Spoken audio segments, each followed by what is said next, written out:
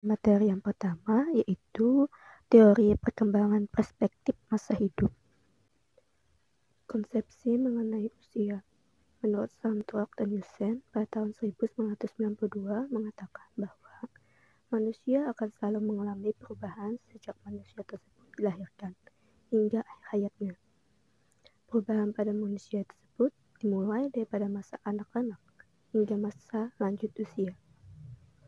Santos juga menjelaskan pada masa anak-anak dimulai dari masa bayi akhir yaitu pada usia 18-24 bulan sampai usia 11 tahun. Lalu masa anak-anak ini terus berkembang menjadi masa remaja yaitu usia 10 tahun sampai 22 tahun. Lalu berlanjut pada masa dewasa awal dan dewasa akhir hingga berkembang menjadi masa lansia. Dalam perkembangan rentang hidup manusia, terdapat 4 jenis usia yang terjadi dalam perkembangan tersebut. Yang pertama ada usia kronologis, yaitu jumlah tahun yang telah dilewati seseorang sejak mereka dilahirkan. Lalu yang kedua ada usia biologis, yaitu usia seseorang ditinjau dari kesehatan biologisnya. Usia biologis tersebut ditentukan berdasarkan pengukuran kapasitas fungsional dari organ-organ vital seseorang. Maka jika semakin muda usia biologis seseorang tersebut, harapan hidup orang tersebut akan semakin panjang dibanding berapapun usia kronologisnya. Lalu yang ketiga ada usia psikologis, yaitu kapasitas adaptif individu dibandingkan dengan kapasitas adaptif individu yang memiliki usia kronologis yang sama. Maka dengan demikian, seorang yang dewasa yang senantiasa belajar fleksibel, memiliki motivasi, dapat mengendalikan emosinya dan berpikir jernih, akan menampilkan tingkah laku yang lebih adaptif dibandingkan orang dewasa yang memiliki usia kronologis yang sama, namun jarang belajar, kaku dan tidak memiliki motivasi, serta tidak dapat mengendalikan emosinya dan tidak dapat berpikir jernih. Lalu yang keempat ada usia sosial. Usia sosial tersebut merujuk pada peran-peran dan harapan-harapan sosial yang terkait dengan usia seseorang. Assalamualaikum warahmatullahi wabarakatuh. Perkenalkan, nama saya Rabiatul Adawiyah, NIM 18101231-225. Di sini saya ingin melanjutkan presentasi dari teman saya, yaitu periode perkembangan. Pada periode perkembangan ini, yang pertama itu ada periode atau tahap infansi. Tahap infansi ini merupakan periode yang berlangsung pendek atau singkat dari periode-periode perkembangan yang lainnya. Periode ini berlangsung dari si anak ini lahir hingga berusia 2 tahun. Yang kedua itu ada periode atau tahap bayi. Periode ini itu berlangsung dari umur 2 minggu hingga 2 tahun. Periode ini merupakan periode pertumbuhan dari perkembangan secara cepat. Pada periode ini, anak mengalami pertumbuhan fisik dan psikologis. Tidak hanya terlihat perubahan dari tampilan, melainkan dari kemampuan-kemampuan yang dimilikinya. Yang ketiga itu ada tahap perkembangan kanak-kanak. Tahap perkembangan ini dimulai dari 2 tahun hingga 12 atau 13 tahun. Periode anak ini terbagi menjadi 2. Yang pertama itu periode anak awal, itu dari 2 tahun hingga 6 tahun. Pada periode ini anak-anak usia 2 sampai 6 tahun di mana anak mulai memasuki taman kanak-kanak.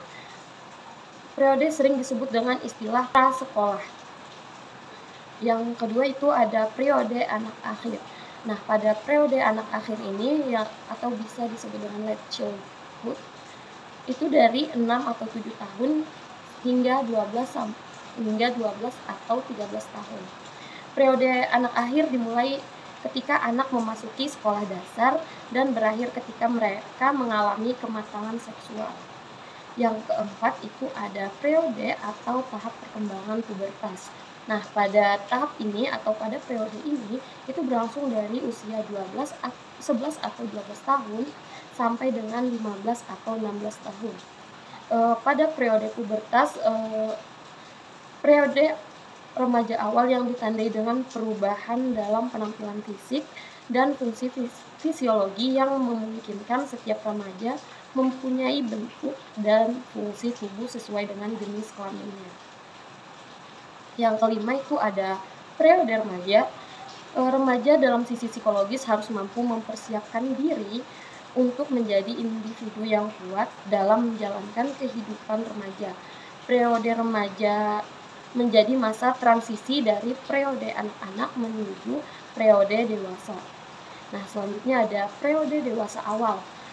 Pada periode ini itu mulai dari usia kurang lebih 18 tahun sampai dengan kurang lebih 40 tahun. Pada periode dewasa ini merupakan periode dengan proses perkembangan terpanjang dalam keseluruhan perkembangan individu, yaitu antara kurang lebih 18 tahun sampai individu itu meninggal. Periode dewasa awal sering disebut dengan early adulthood. Perkataan adulthood berasal dari kata kerja adult yang berarti tumbuh dan mencapai ukuran serta kekuatan yang penuh. Oleh karena itu, orang dewasa adalah individu yang telah menyelesaikan pertumbuhannya dan siap menerima statusnya di lingkungan sosial bersama-sama orang-orang dewasa lainnya. Yang ketujuh itu ada periode usia media. Nah, periode usia media ini mulai dari 40 tahun sampai dengan 60 tahun. Periode ini ditandai dengan adanya perubahan fisik dan mental. Pada usia 60 tahun biasanya terjadi penurunan kekuatan atau tenaga yang sering diikuti dengan berkurangnya kedewasaan mental. Jadi pada usia ini tuh kadang ada orang tua yang mulai sifat kekanak-kanakannya lagi itu. Nah, itu disebut dengan berkurangnya kewaspadaan mental atau tenaganya mulai berkurang, tidak sekuat pada periode sebelumnya. Nah, yang terakhir itu ada periode dewasa akhir. Nah, pada periode dewasa akhir ini mulai dari usia 60 tahun sampai ia meninggal. Pada periode dewasa akhir disebut juga masa tua.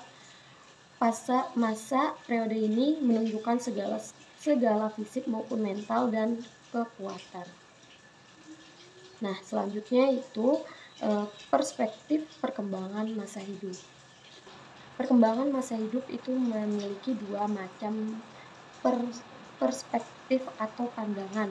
Yang pertama itu pendekatan tradisional atau traditional approach, yaitu pendekatan yang hanya menekankan perkembangan pada perubahan dari lahir hingga masa remaja saja. Sedangkan yang kedua pendekatan masa hidup atau the lifespan approach, yaitu pendekatan yang menitik beratkan pada perubahan perkembangan terjadi selama masa hidup manusia. Menurut ahli perkembangan masa hidup Paul Baltes, perspektif perkembangan masa hidup atau lifespan perspektif mencakup 7 kandungan dasar, yaitu yang pertama perkembangan bersifat seumur hidup, multidimensional, multideksional, plastis, melekat secara kesejarahan, multidisiplin, dan kontekstual. Itu saja yang dapat saya sampaikan. Selanjutnya akan dilanjutkan oleh teman saya. Baik, akan saya lanjutkan. Yang kedua yaitu teori perkembangan kepribadian. Nah, di sini kan mengutip apa yang dikatakan oleh Al Wiesel dalam bukunya pada tahun 2018. Nah, teori psikologi kepribadian bersifat deskriptif dalam wujud penggambaran organisasi tingkah laku secara sistematis dan mudah untuk dipahami. Nah, tidak ada tingkah laku yang terjadi begitu saja tanpa alasan. Pasti ada faktor-faktor antecedent, sebab musabab, pendorong, motivator, sasaran dan tujuan, serta atau latar belakangnya. Nah, jadi menurut Al Wiesel bahwa seluruh tingkah laku yang dilakukan oleh individu itu pasti ada alasannya, pasti ada sesuatu yang mendasarinya dan tidak mungkin terjadi begitu saja. Bagian selanjutnya ada batasan kepribadian. Di sini ada 7 ya. 7 batasan kepribadian. Yang pertama ada personality atau kepribadian. Nah, personality atau kepribadian ini adalah penggambaran tingkah laku secara deskriptif tanpa adanya nilai atau evaluasi yang mengevaluasinya. Lalu yang kedua ada karakter. Nah, karakter ini adalah penggambaran tingkah laku dengan menonjolkan nilai atau salah benar dari suatu tindakan yang dilakukan oleh uh, individu tersebut, baik secara eksplisit maupun implisit. Lalu yang ketiga ada disposition atau watak. Nah, ini adalah karakter yang telah lama dimiliki dan sampai sekarang belum berubah jadi sesuatu yang melekat pada diri manusia. Lalu yang keempat ada temperamen. Nah, temperamen ini adalah kepribadian yang berkaitan erat dengan determinan biologis atau keinginan biologis atau fisiologis dari seorang individu tersebut. Yang kelima ada traits atau sifat. Nah, sifat ini adalah respon yang senada atau sama terhadap sekelompok stimuli yang mirip berlangsung dalam kurung waktu yang relatif lama. Lalu yang keenam ada type, atribut atau ciri. Nah, mirip dengan sifat, namun dalam kelompok stimuli yang lebih terbatas. Gitu. Lalu yang ketujuh ada habit atau kebiasaan. Nah, kebiasaan ini adalah respon yang sama cenderung berulang untuk stimulus yang sama pula. Nah, lalu bagian selanjutnya ada struktur kepribadian. Struktur kepribadian ini mungkin kita sudah akrab dengan sebutan id, ego, dan superego melalui teori Sigmund Freud, ya kan? Nah, di sini ada id. Id itu adalah aspek yang paling mendasar dan juga aspek kepribadian yang sepenuhnya sadar dan termasuk dari perilaku naluriah dan primitif. Lalu yang kedua ada ego. Ego adalah bagian yang berkaitan dengan realitas yang mengontrol tekanan, keinginan, dan larangan superego, dan lebih mengedepankan logika. Lalu superego adalah suatu kesadaran akan nilai-nilai dan moral masyarakat pada setiap tindakan yang akan diambil. Nah, jadi id, ego, dan superego itu bekerja dalam suatu keharmonisan. Mungkin mereka ada tiga hal yang berbeda, namun mereka saling berinteraksi dan saling melibatkan peran satu sama lain. Sekian dari saya, selanjutnya akan dilanjutkan oleh teman saya. Baik, selanjutnya saya akan menjelaskan materi yang ketiga, yaitu teori perkembangan psikoseksual.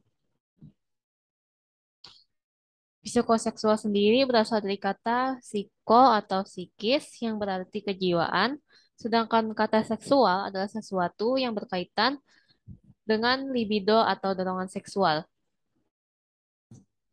Teori perkembangan psikoseksual ini terdapat pada teori psikoanalisis yang dikemukakan oleh Sigmund Freud.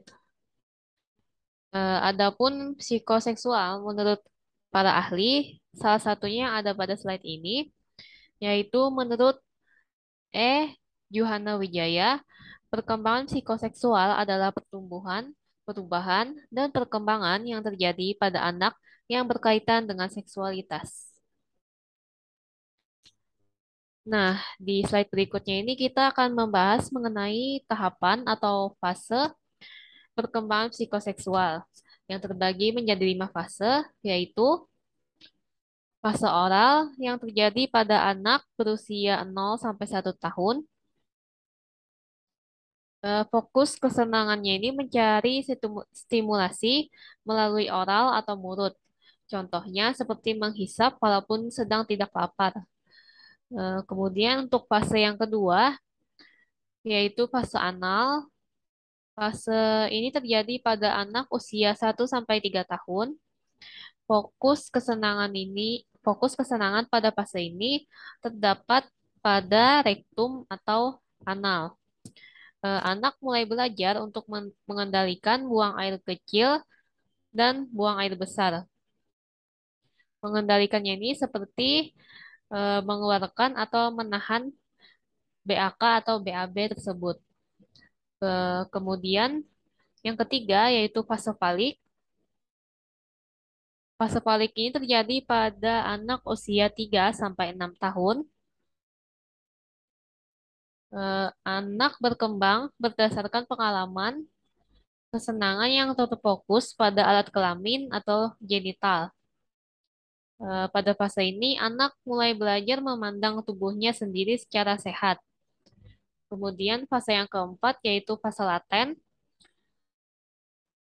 Fase laten ini terjadi pada anak usia 6 sampai 11 tahun. Tahap fase ini mengalami perhentian perkembangan. Fase laten disebut juga dengan fase pregenital. Pada fase laten ini, anak mengembangkan kecakapan sosial dan intelektualnya. Kemudian yang terakhir, fase kelima yaitu fase genital yang terjadi pada anak usia 11 sampai 19 tahun pada masa pubertas. Pada fase ini anak mulai pada fase ini seks sekunder pada anak mulai berkembang pesat. Seperti anak laki-laki mulai mengalami mimpi basah dan anak perempuan mulai mengalami menstruasi.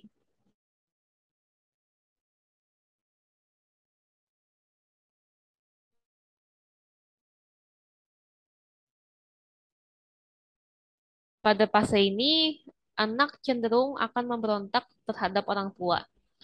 Akan tetapi, peran teman sebaya menjadi hal penting karena bagi anak ketika bersama dengan teman, mereka akan merasakan rasa aman dan juga adanya kepastian. Selain itu, anak juga mulai membangun hubungan dengan lawan jenis, contohnya seperti pacaran.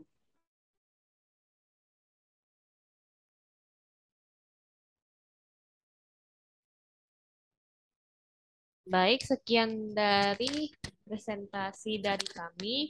Di sini saya akan membacakan kesimpulan pada presentasi hari ini. Setiap manusia akan mengalami suatu perubahan dan perkembangan yang akan terjadi sejak manusia itu masih di dalam kandungan hingga akhir hayatnya. Dalam perkembangannya, manusia akan melalui periode invasi, periode bayi, periode anak-anak, periode remaja, periode dewasa awal, dan periode dewasa akhir. Sekian dari kami. Mohon maaf apabila ada kesalahan dalam pengucapan atau perbuatan. Terima kasih. Wassalamualaikum warahmatullahi wabarakatuh.